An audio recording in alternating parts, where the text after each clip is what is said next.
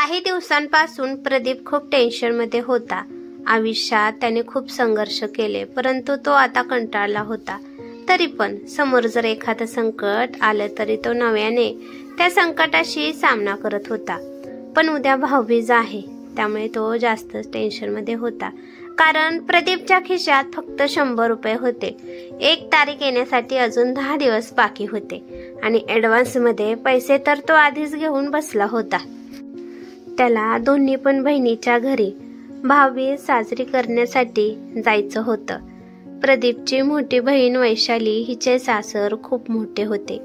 तिची सासू प्रदीपला काही ना काही टोमणे देऊन त्याचा नेहमी अपमान करत असायचे आणि अशातच जर तो काही न घेता तिच्या घरी गेला तर तिथे गेल्यावर काय होईल त्याला आताच लाज वाटू लागली होती।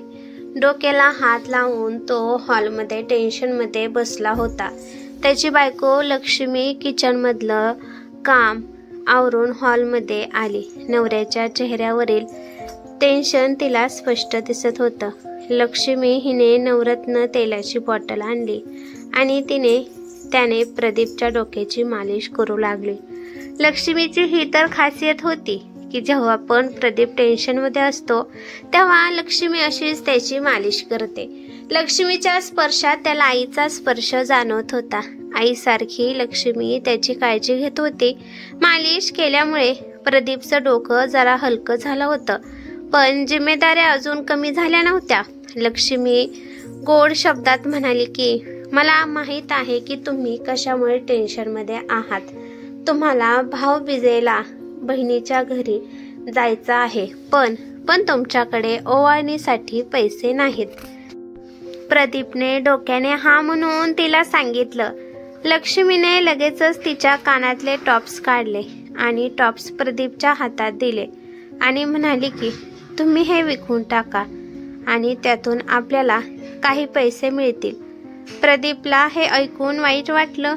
प्रदीप म्हणाला की नाही, आधीच तर मी एक एक करून तुझे सगळे दागिने विकले आहेत आणि हे कानातले तर तुझ्या आईने तुला दिले होते, त्यामुळे मी ह्याला विकू शकत नाही। लक्ष्मी म्हणाली की हे बघा, तुम्ही जे पण दागिने विकले आहेत ते माझ्या मर्जीने विकले आहेत। तुम्ही स्वतः माझ्यावर जबरदस्ती केली नव्हती, त्यामुळे मी एक कानातले पण आता स्वतः देत आहे, त्यामुळे तुम्ही घ्या।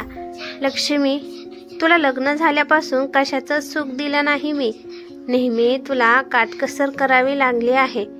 तुझ्या पण काही इच्छा आकांक्षा असतात, पण त्या मी पूर्ण करू शकलो नाही। बोलत असताना प्रदीपच्या डोळ्यातून अश्रू आले। लक्ष्मी तर म्हणाली की तुम्ही आणि मी काही वेगळे आहोत का? तुमचं जे दुःख ते माझं दुःख, तुमचं जे सुख ते माझं सुख, आपण दोघे सुखदुःखाचे साथी आहोत। भविष्यात जर चांगले दिवस आले तर आपलं सगळं ठीक होईल, त्यामुळे माझं ऐका आणि हे कानातले तुमच्यापाशी ठेवा। असं म्हणून लक्ष्मीने जबरदस्तीने ते कानातले प्रदीपच्या हातात ठेवले आणि ती तेथून निघून गेली।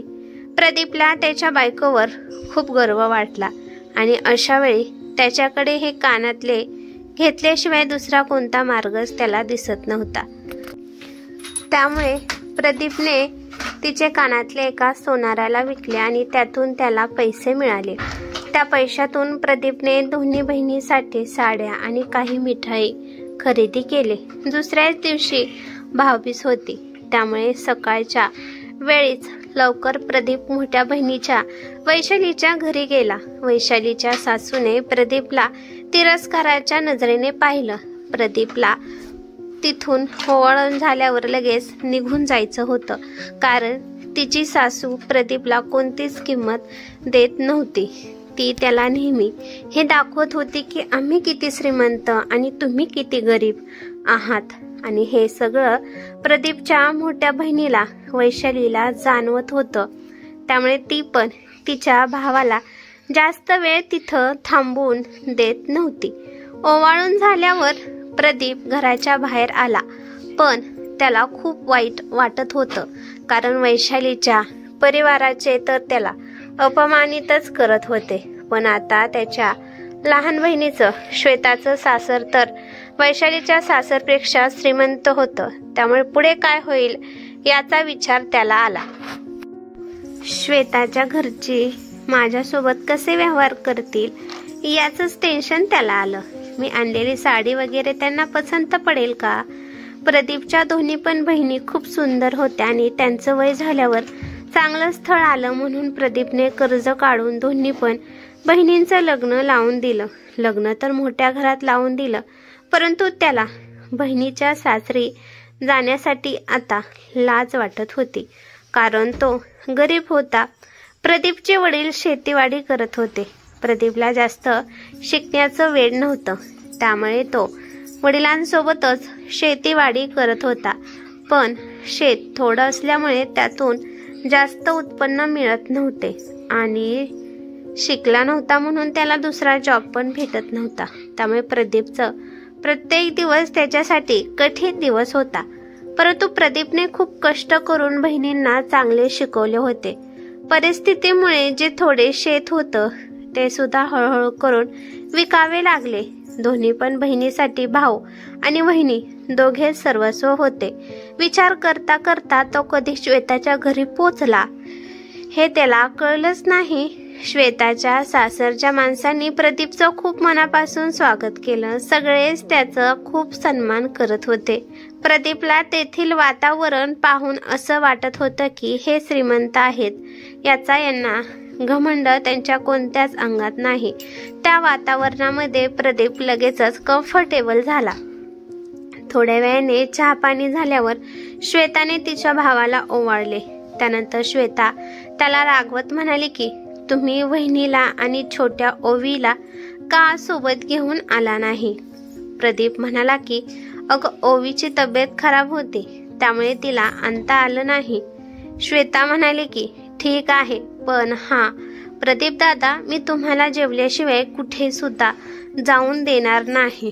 तुम्ही जरी वहिनीला आणि ओवीला घेऊन नाही आला तरी मी त्यांच्यासाठी जेवण पॅक करून देणार आहे. असं होईल का की दिवाळीच्या वेळेस सगळे पदार्थ मी तुम्हाला खाऊ घालेन आणि माझी वहिनी आणि माझी भाची तशाच तिकडे याचा आनंद न घेता राहतील? श्वेताने लगेचच लक्ष्मीला फोन करून सांगितलं की संध्याकाळचं जेवण बनवू नका. संध्याकाळचं जेवण मी प्रदीप दादाच्या हातून पाठवणार आहे.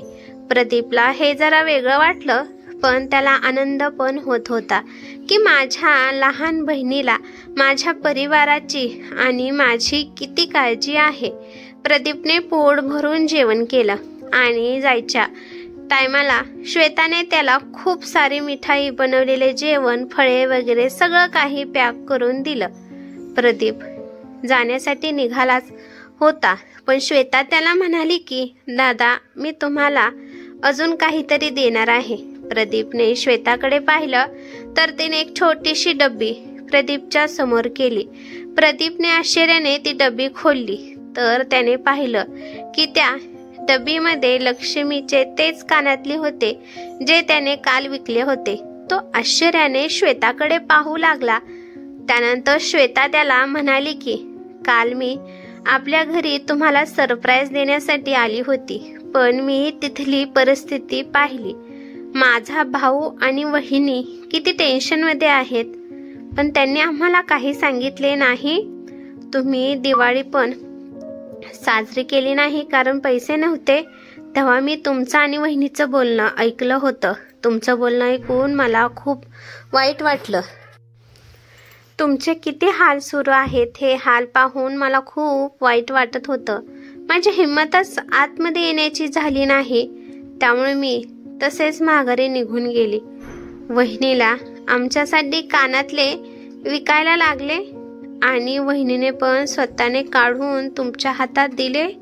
वहिनी किती चांगली आहे. एवढं निस्वार्थ प्रेम आजकाल कोणी सुद्धा करत नाही. तेव्हाच मी विचार केला की हे कानातले मी कोणत्याही परिस्थितीत वहिनीला माघारी मिळवून देणार आहे.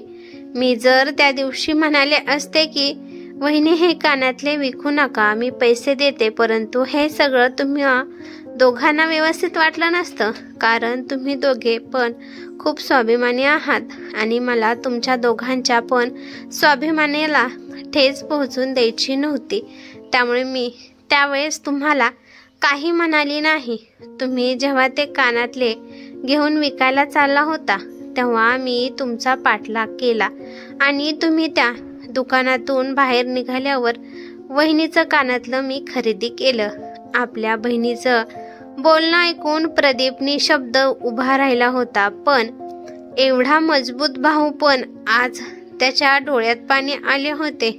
बहिणीच्या पुढे त्याला हे अश्रू गाळायचे नव्हते, पण माहित नाही तो अचानक भावूक झाला.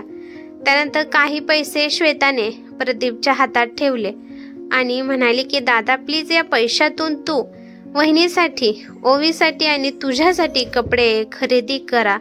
असं समजा की हे माझं प्रेम आहे. प्लीज पैसे घेण्यासाठी लाजू नका. प्रदीप हे पैसे घेण्यासाठी नकार देऊ लागला. तो म्हणाला की अगं श्वेता, उलटच तू तर रीत करत आहे. प्रत्येक सणाला भाऊ बहिणीला पैसे देत असतो, पण तर तू आज मलाच पैसे देत आहेस.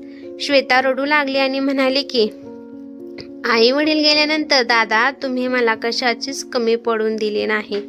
किती पण वाईट परिस्थिती आली तरी तुम्ही माझं शिक्षण थांबवलं नाही. तुमच्यामुळे मी आज शिकली आहे आणि एका चांगल्या ठिकाणी चांगला जॉब करत आहे आणि हे सगळं तुमच्यामुळे शक्य झालं आहे.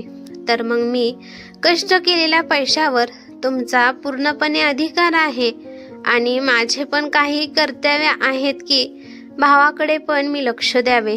प्रदीपला यावर काय बोलावं हे सुचतच नव्हतं. छोटीशी बहीण आता किती मोठी झाली आहे असा तो विचार करू लागला. त्याने प्रेमाने श्वेताच्या डोक्यावरून हात फिरवला. त्यानंतर भावाचा आशीर्वाद घेण्यासाठी श्वेता त्याच्या पाया पडू लागली. पाया पडत असताना अश्रूचे 2 थेंब त्याच्या चरणावर पडले. श्वेताचे अश्रू पण हे सांगत होते की प्रदीपने जो त्याग आणि बलिदान केला आहे त्यापुढे आम्ही जे काही करत आहे त्याची काहीच किंमत नाही. प्रदीपने त्याच्या डोळ्यातील अश्रू पुसले आणि श्वेताला बाय म्हणून तो आनंदाने त्याच्या घरी निघाला.